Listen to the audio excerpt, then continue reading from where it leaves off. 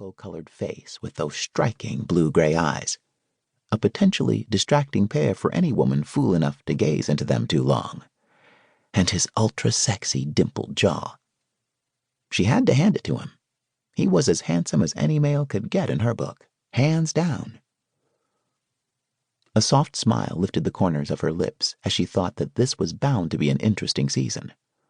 Already a number of the women on the set were vying for his attention. The show's director, Fraser Glenn, would just love that. "Cut! Good scene, everyone. Let's move on." Fraser's words had Rachel moving quickly toward the producer, John Gleason, and Livia Blake, a model and budding actress who would be guest starring on the show for a few episodes as Dr. Sonia Duncan. The scene they had just filmed was an emotional one in which Dr. Duncan had broken the news to a devoted husband that his wife had died of cardiac arrest. Livia would be in the next scene as well, and it was Rachel's job to refresh her hair and makeup. And since Rachel was also the wardrobe designer for the show, she needed to verify John's request for a change in the outfit Livia would be wearing in the scene they would be shooting later today. Rachel flashed a look back to Ethan Chambers, and her gaze raked over him once again. The man by his side was doing all the talking, and for a quick moment she detected a jumpy tension surrounding Ethan. She had been around enough actors on their first day on the set to tell he was nervous. That surprised her. If anything, she would think a man with his looks would be brimming over with self-confidence, even arrogance.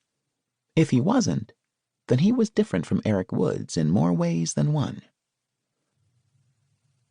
Ethan Chambers took another sip from the water bottle, wishing it was a cold beer instead. He couldn't believe he had finally gotten his lucky break and was here on the set of Paging the Doctor, playing the role of a neurosurgeon.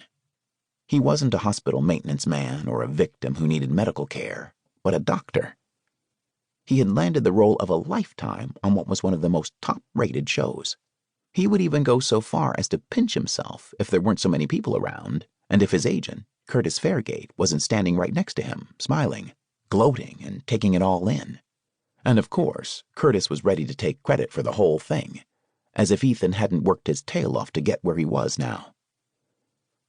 He thought about the 3 years he had studied acting abroad while doing some well-received but small theater gigs. He could finally say he was now building an acting career. Even his older brother, Hunter, who had tried pressuring him to stay in the family business, was happy for him now, and that meant a lot. "You do know your lines, don't you?" Ethan lifted a brow, not believing Curtis would ask such a thing. "Of course. I might be nervous, but I'm not stupid. I'm not about to screw up my big break." "Good." Ethan pulled in a slow breath, wondering how he and Curtis had managed to survive each other for the past 2 years. Hollywood agents were known to be pushy, cynical, and in some cases downright rude. Curtis was all three, and then some. Ethan only kept him around because they had a fairly decent working relationship, and Curtis had managed to land him a spot on this show by talking to the right people. But Curtis probably would not have managed that if the sister of one of Ethan's former girlfriends hadn't been the current lover of one of the show's writers. Curtis began talking, rambling on about something Ethan had no desire to listen to, so he glanced around, fascinated at how things were going and what people were doing.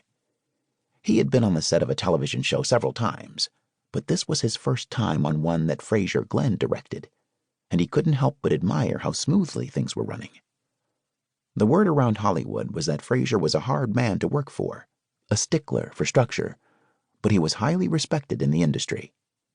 Ethan was about to pull his concentration back to the conversation he was supposed to be having with Curtis when his gaze settled on a gorgeous, petite woman wearing a cute baby doll top and a pair of wide-leg jeans.